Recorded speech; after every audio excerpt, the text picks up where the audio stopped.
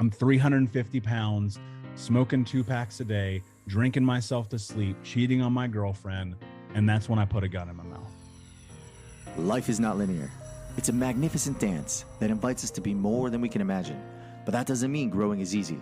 I'm George Kalantzis, and welcome to Tough Transitions. In this podcast, I'll share stories from my own life and the stories of others so you can fully accept yourself and rewrite the way you see the world, to stop holding yourself back from your best self and your extreme power. This is your path. Your life is unfolding exactly the way it was intended. Learn how to connect your heart, listen to your voice, and free yourself from limitations and expectations so you can claim your true, unlimited potential. Welcome back to another episode of The Art of Tough Transitions. You just heard the words of Michael Unbroken. He is a world-known podcast host, a best-selling author, a speaker, and a man who has gone on to do some amazing things in life, as you just heard, to show others that you can become the hero of your own story by discovering how to break free from your past so you can tap into your true potential. Michael has gone on to do some amazing things in life and shares his story with the world to let others know that they are not alone and that their past is never their past and their story is never set in stone. So get ready to listen in and take some notes as you discover how to tap into your potential and break free from the past. Michael, welcome. Thanks for taking time, man. Dude, it's a pleasure. Thank you so much for having me, George. It's an honor to be here, my friend. Yeah, I'm stoked that we connected. I know we've been chatting for a little bit, trying to get together, and I'm glad we can. You know, I love your story and what you're about, because this idea of really teaching people to dive inward, to trust their story, to trust their past. Like, what got you into this path for yourself, actually? Well, it's my life, man. I had to pick myself up from rock bottom at 25, heading into 26 years old. And, you asked me 6 years ago, this wasn't part of my plan. For over a decade, I've been doing the work and trying to create massive change in my life. And, I was just sharing information on the internet about what I thought it means to heal and to overcome the past and be the hero of your own story. And slowly it's just kind of like turned into multiple books, award-winning speaking, top podcasts, coaching hundreds of thousands of people around the world. And that all just started because I was like, maybe this blog will help somebody. All right, brother. I know there's a lot to unpack there, and we have similar paths in reference to wanting to help others. Can you tell us a little bit more about that rock bottom moment, that defining moment in your life where you knew it was time to change? Yeah, well, why don't I create some more context for you? Because I think context is everything. So I'll tell you the bat story here, right? So I grew up in Indianapolis. My mother was a drug addict and alcoholic. She actually cut off my right index finger when I was 4 years old. And people go, well, how can your mom do that? And hurt people. It was a continuation of trauma and abuse. It was the same thing that happened to her. And she married my stepfather when I was 6. He was like super abusive, kind of guy you pray is never your stepfather. And I used to lie in bed at night and pray and be like, God, spirit, whoever, like, send my real dad to come and save me. I'm over here like, he's rescuing the world. He's doing good things. He'll come. And I learned at a very young age, he's not coming. And spent the majority of my childhood homeless, deeply in poverty. Between 8 to 12 years old, we lived with 30 different families on the streets, in vans, at neighbors' houses, friends from church, strangers. It was really chaotic, man. And when I was 12, my grandmother adopted me. I'm biracial, black and white. And my grandma's an old racist ass white lady from a town in Tennessee you never heard of. So like, insert massive identity crisis. She was so racist. We had a copy of Hitler's autobiography, Mein Kampf, in our house. Like, no joke. And so, growing up in that, I got high for the first time when I was 12, drunk when I was 13. I got expelled from school for selling drugs when I was 15.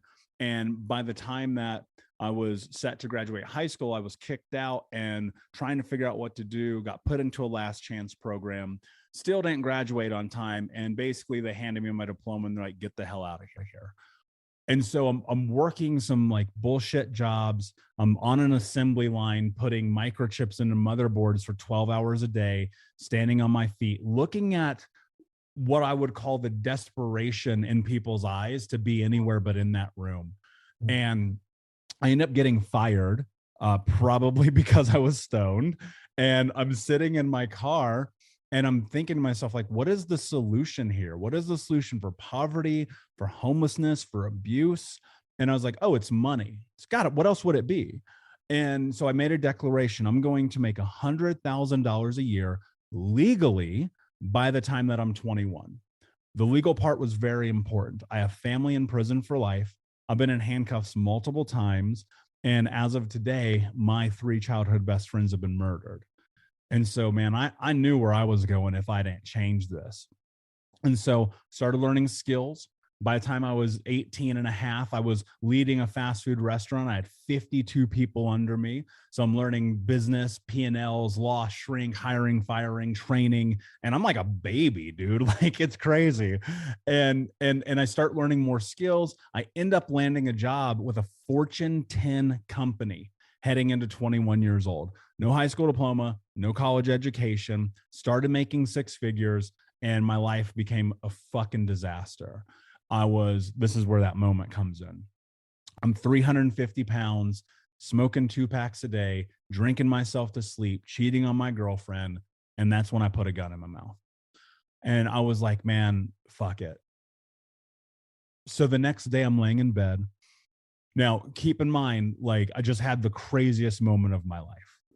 It's 11 o'clock in the morning. I'm incredibly hungover. I'm smoking a joint, eating chocolate cake, and watching the CrossFit games. Like, dude, if that's not rock bottom, I don't know what is. And I went and I looked at myself in the bathroom mirror and I was like, what are you doing, man? What is this? And I remember being 8 years old, and the water company had come and turned our water off. They were always turning off our water, our heat, our electricity. We were getting evicted. Like, it was just another Tuesday. You know what I mean? And I went in the backyard and took this little blue bucket across the street to our neighbor's house. And for the first time, I stole water. And I remember being like, when I'm a grown up, this will not be my life. Now, it wasn't from the aspect of money, but it was in every other way, because I was still that hurt, lost little boy. And as I looked in the mirror, I realized I wasn't keeping the promise that I made to myself. And I asked myself, what are you willing to do to have the life that you want to have? And the answer was no excuses, just results. And what that meant in that moment was I was no longer going to negotiate with myself. I was no longer going to play the victim. George, it was always somebody's fault, man. It was your fault, my mom's fault, community's fault, Obama's fault. Like, it was always somebody's fault. It was never Michael's fault. And I realized in that moment, like, I was no longer a child, and I had to take accountability over what was next. And so I started doing all the things that I knew I needed to do. I quit smoking. I started going to therapy. I started losing weight, got into personal development, got really, really deep into education. I've read over 700 books in the last decade. I started learning skills. I started learning about the impacts of trauma and the science. I have over 30 trauma-informed certifications now. And ultimately, all of this started from a moment in which I realized the truth. If you want to be the hero of your own story, you got to show up. And that's what's led me here. Man, first of all, it's beautiful. Thank you for sharing. Secondly, I relate to the gun in my mouth, because that's happened to me before. And that's how I am here today. I was on the other side of the extreme. Instead of rather growing up in a place where you're always being tossed around, not having a purpose, things like that. I had a purpose. I had checked off all the proverbial boxes in life as a man, and it made me miserable. And it came to a place where, when we were in the middle of a divorce, I put a gun to my head because I didn't know who I was, what I was doing, why I was doing it, and all that stuff. And that sent me on the opposite side of the spectrum to really take care of myself for the first time. Now I have a 6-year-old daughter. Life's pretty good compared to what it was. But it's very interesting, the parallels of how you can have an extreme of, quote unquote, having nothing, but also have everything in the world and also be miserable. It speaks to the truth you said earlier, finding out who you are, asking yourself the deep questions, looking in the mirror, right? It's so important in life, and many people still don't do it.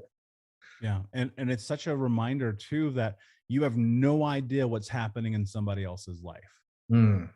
We're so quick to pass judgment on people. People, we cross them in the street. We think we know them because the way they're dressed, or the tattoos on their arm, or the nose ring in their face, or the glasses they wear, or their haircut. And you don't know shit about nothing.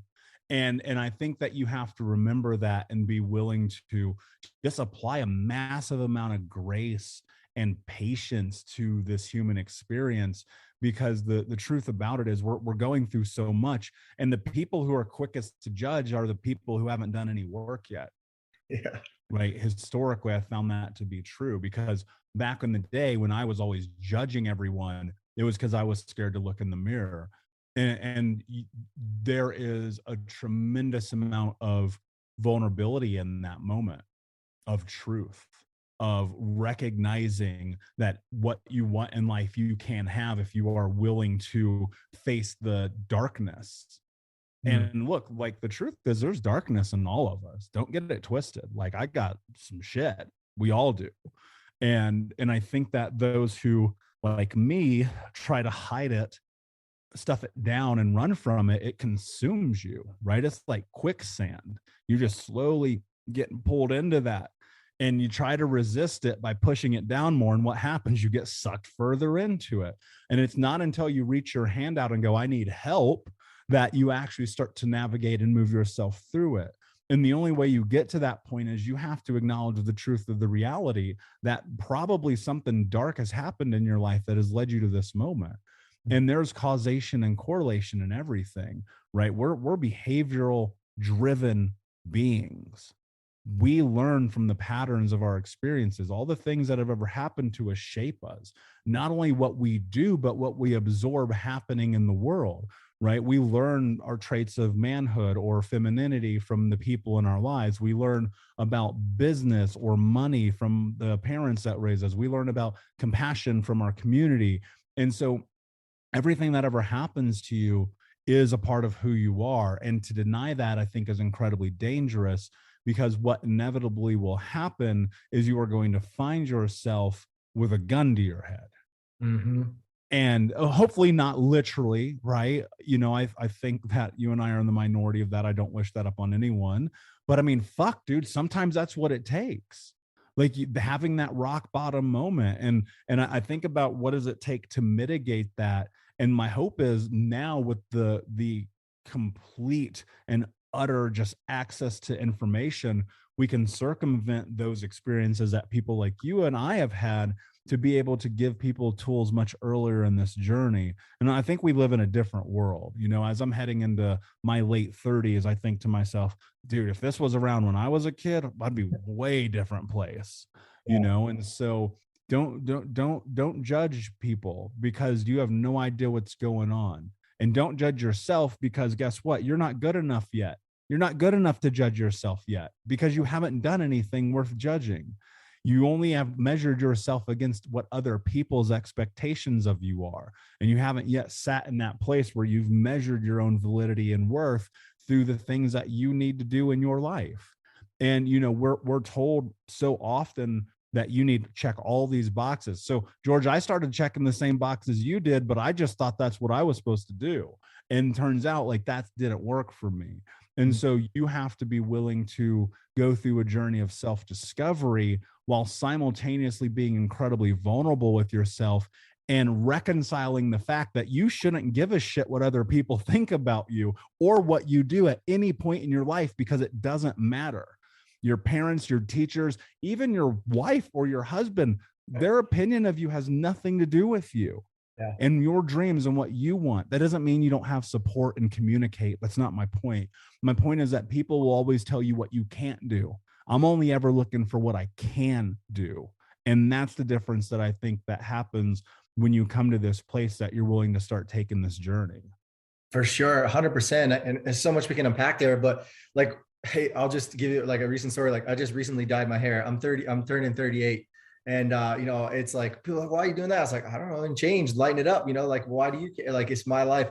But it ties down to this whole idea. The reason for me is because I was always attached to this identity in life as a man, like need to be, could have been, all these places. And recently, over the last few years and changing, I realized I can do whatever the fuck I want, as long as I accept all of who I am in order to become the best version. You know, raising a daughter in today's world, it can be very troublesome. But if I'm not authentic, then how can she be authentic? And that's what I really take about it. And that's what I really do. But in October, I went to Death Valley and sat in the desert for 4 days on a vision fast. And it was very empowering. It allowed me to accept my story, things like that. You talk about truth and radical acceptance and everything like that. But for some people, it can be not that easy, right? We have a clouded perception of who we are when we look in the mirror, based off identities, based off of events that happen, based off of stories, and everything is a story. What is a story that someone can start telling themselves when they feel like this, like they're checking off the boxes, that they feel like they're running around on an endless hamster wheel of life? Yeah. Well, when is it ever easy? Right. I don't recall a moment in time it's ever been easy to be me. I don't think it's easy for anyone. I think that being a human being is incredibly difficult, except the difficulty isn't hunting and gathering. The difficulty is navigating this world that expects you to be a certain way. Mhm. And so, if you're in this place in your life, the very first thing that you need to do is have massive clarity about who you are. See, the reason why people get stuck is because they don't know where the fuck they're going. They don't know. It's like imagine this. I tell you, George, hey man, I'm in LA. You're in New York City. George, drive out to LA. But you get no GPS, no compass, no roadmap, no street signs, no anything. You are not going to make it, except the 0.0001% chance. Chances are that ain't you. You ain't that special. All right. So the reality is, the truth of this is, the thing that you need is you need to get massive clarity on who you are. I designed myself. The person sitting here having this conversation with you is a realization to this point of the person that I thought I could be by navigating my life towards certain elements that I wanted to have. I said, who do I want to be? What are my values? What are my wants, needs, and interests? How do I want relationships, friendships, business, community, my public persona, my brand? Who do I want to be in private? Who do I want to be all the time? And it all comes down to honesty. It all comes down to honesty. Everything that I do is predicated on that first. It doesn't mean I don't falter. Like, everybody lies. It'd be bullshit to be like, I never lie. Everybody fucking lies. It's fine. Right. But the truth is, like, on the backside of that, I go, you know what? I don't know why I just said that. That's not true. Because look, we can lie to other people, but we cannot lie to ourselves. And so if you're like writing down this goal and you're like, oh, I want to be a doctor, and every single day you're learning to be a doctor, you hate your life. Good luck. Right. Good luck. So like, that's the thing about this, like, massive clarity about who you want. You've got to be so defined in who you are and have the willingness to hold the line. Because I'm going to tell you right now, the very first thing that's going to happen when you change is people are going to point it out. They're going to, you won't even notice because you're in it, but the people around you will. And they're going to go, George, you're different, man. Something's different. Like, you're thinking different. You're talking different. Oh, you don't want to go get trashed with us. You don't want to go to the strip club. You don't want to go play golf. You don't want to, go get your nails did. Like, whatever that thing is, it starts to shift and people make notice of it. Jay-Z has my favorite quote of all time. I'm actually thinking about putting it on this wall behind me. It says, people around you saying that you changed. Well, I didn't do all this work to stay the same. Yeah, love it. And I think about that every single day. I don't want to be me tomorrow. I want to be the person that's moving towards who I'm going to be in 30 years. And I can only do that through having massive clarity about my mission.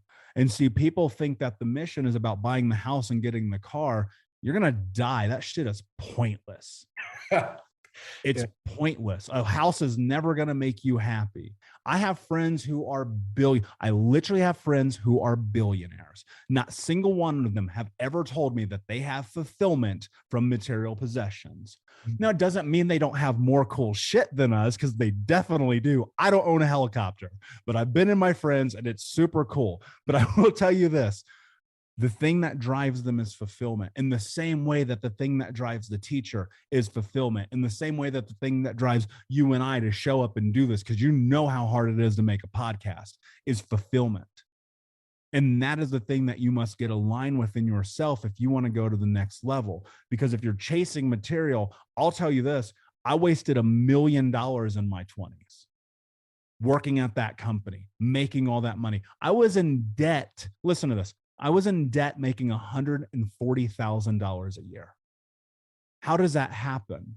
Because I was chasing what everyone else said I should do. It was $1,000 bar nights and $500 dinners and an $85,000 car and $3,000 suits. I didn't pick up one fucking book the whole time I worked for that company. Not one. I had a friend one time give me a book. It was Eckhart Tolle's A New World. And I'll never forget this. I'm 21. I just recently got this first big check in my life, which I immediately went and spent at the mall. And my roommate's girlfriend comes up to me at the time and she goes, "Hey, I think this book might help you." And that's all she said. And she gave me the book. And it wasn't anything beyond that, because she saw something in me that no one else was willing to acknowledge. And I'm really happy that she did that now in retrospect. But I threw that book in the trash can because I said, what the hell does that have to do with me? Fast forward today, over 700 books. Right. And what I realized is that, you can chase all the things that you think are going to bring you fulfillment, but it's only when you get radically honest and unabashedly naked about who you are that you're going to find truth. And in that truth is going to be a tremendous amount of difficulty. It's going to hurt. It's going to hurt because you're going to find out you're not good enough yet. And that's the thing people get stuck on. It is okay to not be good enough. It is not okay to quit, though. I am not good enough yet, George, for what I am building, for what I want in my life. I am not good enough. And so I acknowledge that and I look at it. And that's not about personal value or worth. It's about the measurement of what does it take to get to where you want to go in life. And so many people, if they are content, they'll simply settle and they'll say, you know what? I'm okay with this. If you're okay with it, if you are content, if you are happy, if you are fulfilled, good. That's the goal. I am none of those things for the life that I want to create. And so I say, what do I have to learn? How do I have to invest? Who do I need to know? What do I need to build? How do I need to show up today for tomorrow? I ask myself that question every day. How do I need to show up today for tomorrow? Because I have massive clarity about where I'm going. So if you're in this place and you're like, I don't know how to get to that thing and I don't know what to think about and I don't know what's first, you grab this thing called a pen and you write down what you want. And then you move towards it like your life depends on it. I love it all, man. Very powerful. So many things. It's, you said, I'm not good enough yet. And I truly believe it's something I found out and I've stepped into. Everything that you have in your life is a reflection of what the universe is trying to show you or what the world is trying to show you. And so if you don't have the things that you want, it's because you're not ready for them yet. You can't handle that full capacity of which. And it's also interesting because we come from similar backgrounds in that reference.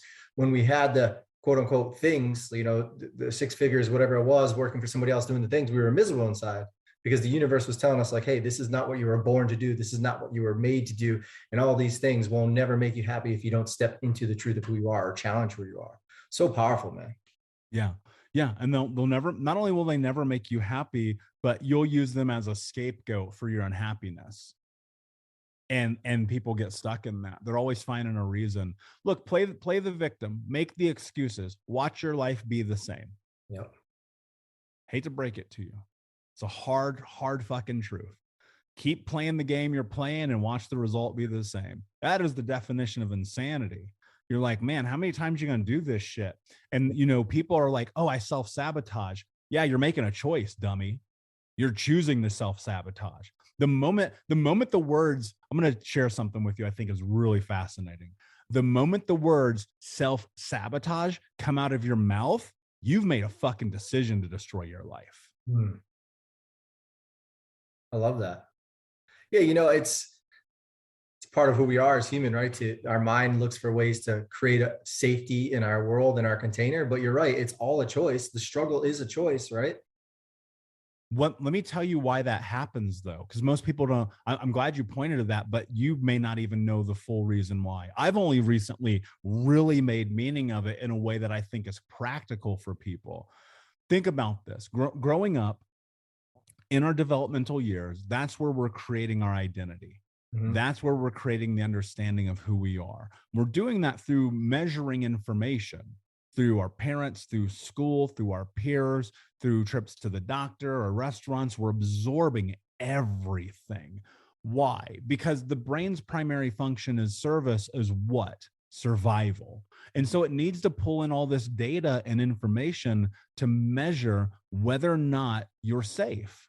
What is the viability of safety as I walk into this room? That's where your brain goes, because without that, you're in consummate danger. That's why you have the central nervous system and go into fight or flight, right? The second that your amygdala and hippocampus start to wire in this way that says, hold on, wait a second, pay attention, body, pump the adrenaline, pay attention, shut down all non-functioning organs and vital systems, and make sure you're ready to fight, die, or run.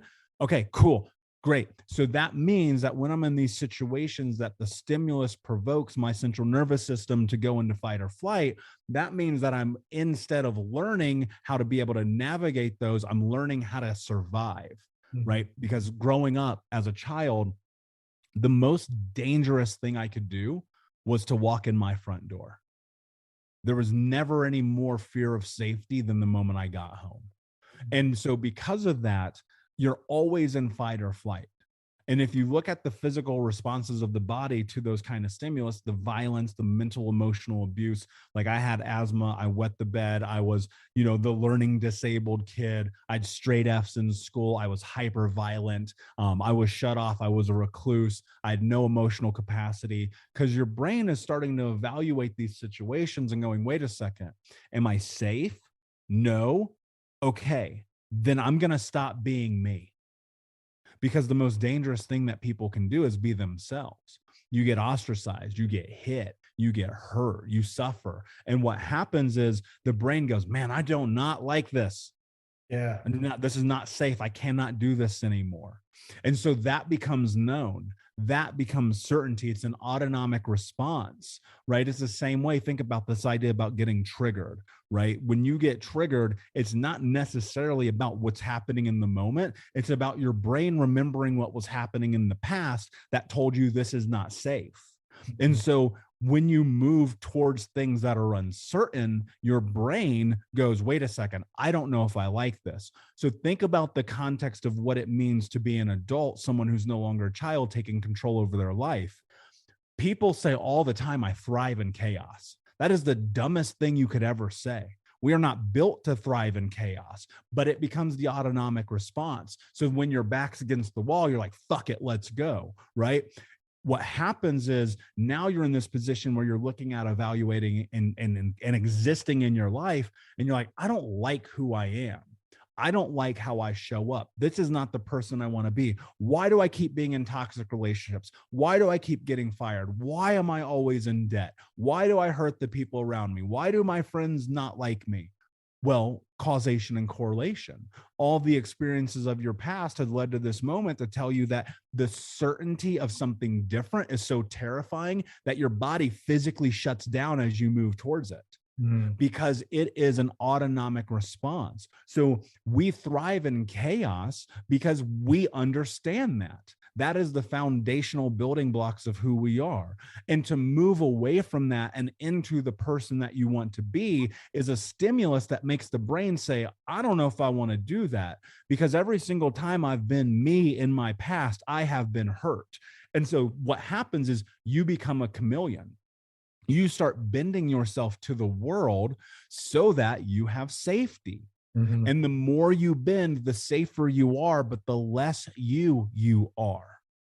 And when you start to move into the things that may be who it is that you believe that you are, because you don't know yet, because you've never been you, it's super scary. And so your brain is fighting you and combating you the whole way up. It's going, man, I don't know about that, George. You probably shouldn't do that. We don't know what's over there. You want a healthy relationship? Are you out of your fucking mind? You want to not be in debt? You're crazy, man. That's not okay for you. You want to dye your hair? Man, you shouldn't do that. People are going to judge you. And the way that you move through that and discovering who you are is you do it anyway.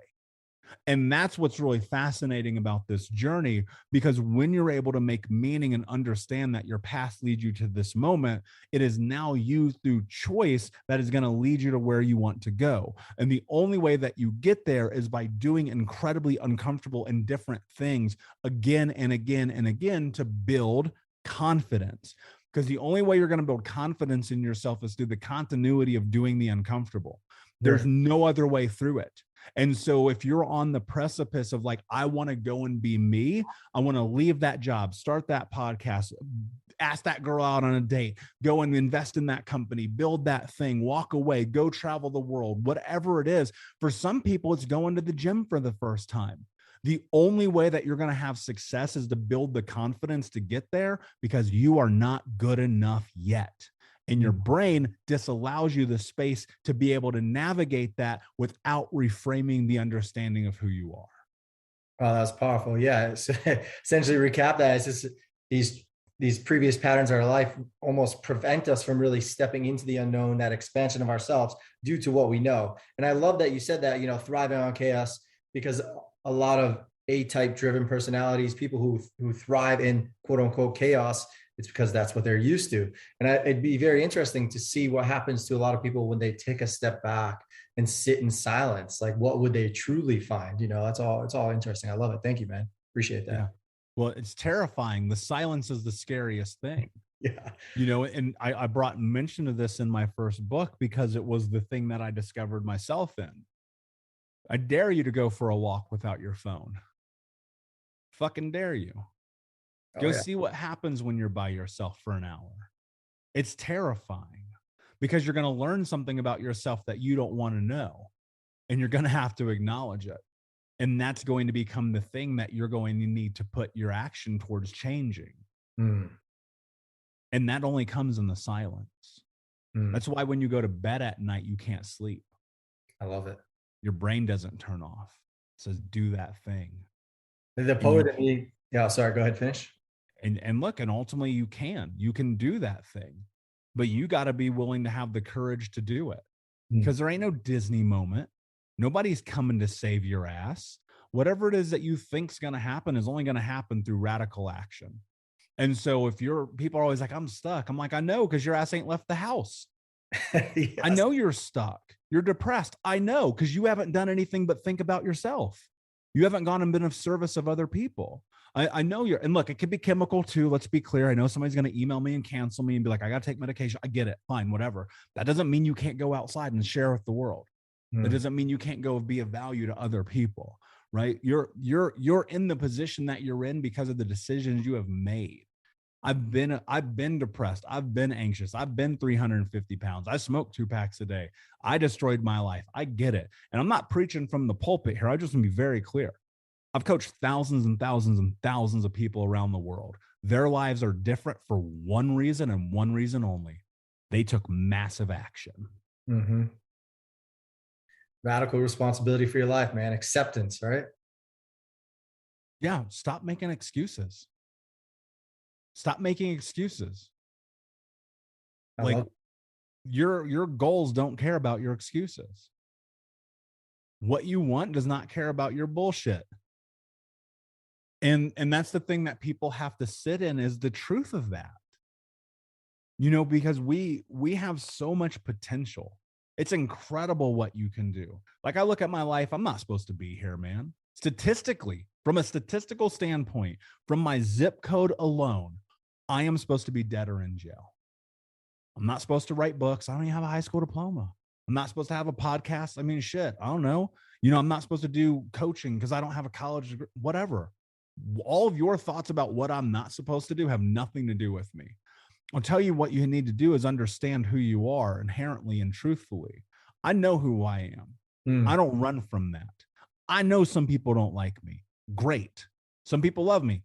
Great. Has nothing to do with me either way. The most important thing in my life is how I feel about myself when I go look in that fucking mirror. The most important thing in my life is, did I get up and do the thing I said I was going to do? I don't go to bed until it's done. If it's 1 o'clock in the morning, it's 4 o'clock in the morning, I didn't do the fucking thing I said I was going to do today, it's getting done. Period. Accountability is everything in your life. And people are like, I need to join an accountability group. No, you don't. You need to get your ass to work. You need to stop waiting for other people to give you permission to be successful. People are always like, but I need it from, no, you don't. You need to get your ass together.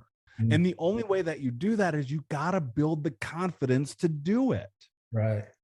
That's the thing, man. This is not rocket science. I promise. Now, in the process, I will say this. You need to go to therapy. You need to get a coach. You need to go into personal development. You need to do all the things that are going to transform your life. One book is never going to change your life. One therapist, one podcast, one coach, one seminar, one conference. When you sign up, I tell people this when they come into coaching with me. When you sign up for Think Unbroken, when you come into this world, this is the rest of your life. Mm-hmm. So you might as well get comfortable with it, because every single day you're going to discover something new. My friend TD Jakes, who's an amazing speaker, he goes, man, more levels, more devils. Because the deeper you get, I promise you, the deeper you get into this, the more difficult it actually becomes. Oh yeah. But the solutions are actually easier. And that's what's so fascinating about this journey. Yeah, it's powerful. You said the deeper you get, the more difficult it gets. I truly believe that. After writing the book and hanging out with all these people and having tons of mentors in my life over the last few years, I realized this year for me personally, like 2022 was going to be a year. I didn't go to more seminars. I didn't go to more coaches. Like I was going to start to use everything I've taken in my last 5-6 years from the mentors and coaches and start to put it to action. And of course, they're in the background for help, right? But at what point do you think, like, I know it never stops, but what point do you say, okay, like we've worked with someone, I want you to go out on your own. I want you to try it on your own. You know what I mean? Yeah, I fire people all the time. I don't call it that to them. I say, look, man, your time's up. You know the extent of my knowledge. My favorite moment is when somebody leaves a coaching program and they're like, I got it. I'm like, great, good luck. Go do the thing.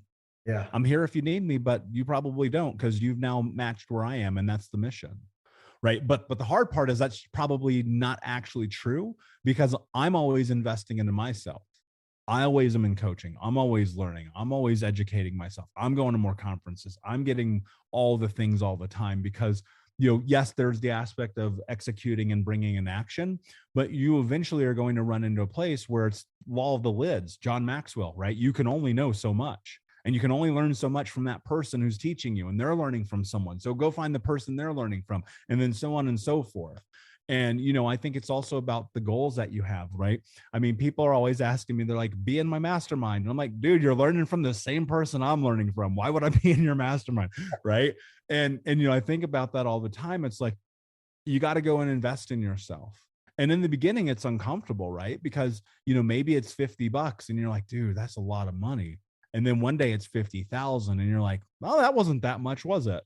Because I think about, like, what are you willing to do to have the life that you want to have? Yeah. And so as you're going through this process and you're learning, like, I want people to be out of this program. That's the goal. I don't want to coach you forever. I don't even want to see you after my first session. You know what I mean? Because I'm like, I need to give you everything, but it doesn't work that way. I can't download you like the Matrix. But what I will tell you is it's such a beautiful moment to watch the growth that people have, to be like, man, I finally removed that toxic family member. I asked that person out on a date because I finally had confidence. I'm getting paid what I'm worth in the marketplace because I finally stood up for myself. Like, it's incredible. I had a client recently. She works for a company that every single person knows about. And she started off, kind of entry level. And today she's an executive.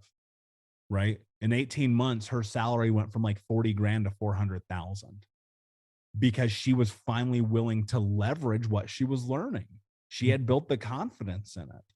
And it's not about money, but that's about self-worth. What's your value? So many people are undervaluing themselves. Yeah. They're like, I'll show up for $5 an hour. Are you out of your mind? Do you know how much money exists in the world? Like, you shouldn't show up for less than $5 million an hour, right? So you got to figure out how you build the confidence and the courage to get to that place to ask for what you want, right? The number one struggle people have is asking for what they want, especially men. It's incredible to me. Men struggle harder than women do. Like, I'll love coaching women because they'll be like, this is what I want. I'll be, great, let's go figure it out. Men will be like, I don't really know. And I'm like, dude, that's because you haven't ever fucking sat down in the silence long enough to figure it out. So let's do that. Let's go through it. Let's figure it out. Let's build the game plan and the roadmap to get there. Because ultimately, George, my mission is very simple. Very simple. And I realize I have a different approach to this than most people. But my mission is this: to end generational trauma in my lifetime through education and information so that another kid does not have a story like mine. That's it. That's the goal. So the faster I can get you into your own life and out of this program, the closer we get to the exponential property of that happening. That's the mission. A beautiful mission, man. Simple, concise, but very effective for multiple people. I love it. Thank you for sharing. I appreciate your story, man. We have a lot more in common than I originally thought, reading your bio and getting to know you a little bit. So your story is extremely powerful, and I'm very grateful for you to come on and share your experience with the world. It means a lot. Thank you. Yeah, for sure, man. It's my honor. So I like to end the podcast with a little rapid fire, some fun questions just to kind of figure it out. So if you were a song on repeat, man, what would you be? Allure by Jay-Z. Oh yeah, I love it. Big Jay-Z guy, huh? Yeah, totally. Favorite author of all time? This could be nonfiction, fiction, whatever you got. Probably Tony Robbins. Tony Robbins. Yeah, he's got filled with tons of knowledge, eh? Yeah. Those books are dense. Yeah, they are. Do you read fiction at all or no? I've read 2 fiction books in the last 10 years. I have a hard time with it too. Even as a writer and creator, to read fiction to understand voice and structure and narrative. And I'm like, man, I just can't. But I have real life for that. Yeah, that's true. I love it. What about color? Favorite color, man? Black and gold. Black. Totally, all the way. Yep. What is about the colors, the mix of black and gold? Don't know. Just that's what I am, man. Yeah, I love it. Do you have a favorite poet or lyricist besides Jay-Z? I've been reading a lot of Henry David Thoreau recently. I don't know if I align with him, but the line that the mass of men live a life of quiet desperation, that just hits me so hard. I think about it almost every day. Oh yeah, that's very powerful. I found poetry, 2.5 years ago. It's in my book a little bit too. And it's been through all these guys. I'm just like, man, these are the voices of inspiration right here. These are voices of reason. Without all the distractions, they knew what was up. Yeah. Awesome. And your work, you got your podcast, you got your Unbroken coaching method. Is there anything else that people want to know about you that they can find you? Yeah, man. I mean, we're doing stuff all the time over here. Our mission is, again, education, information. The 3rd book, Unbroken Man, comes out in June. People can check that out. It's on Amazon, on Barnes and Nobles, all that crap. But I literally teach everything for free on the podcast. Literally everything. It's all there. If you go to thinkunbrokenpodcast.com or just search Think Unbroken wherever you listen to podcasts. Awesome, man. Thank you for your time. I appreciate it. This was awesome. Yeah, man. My pleasure, my friend. Thank you. Did you just like what you heard? Then make sure to check out my book, Nowhere to Go, Navigating Tough Transitions. It's available everywhere books are sold. You can also now get it from me for $1 digitally at theartoftouchtransitions.com, where you have an option to upgrade to a 5-day masterclass to really help you break free of the limitations and expectations of the world so you can tap into your true potential. Because what are you waiting for? Life is this magnificent dance that invites you to be more than you could ever imagine, but only if you give yourself permission to be open to the many tunes in front of you right now. Thanks for listening. Share it, review it, and I'll see you around soon.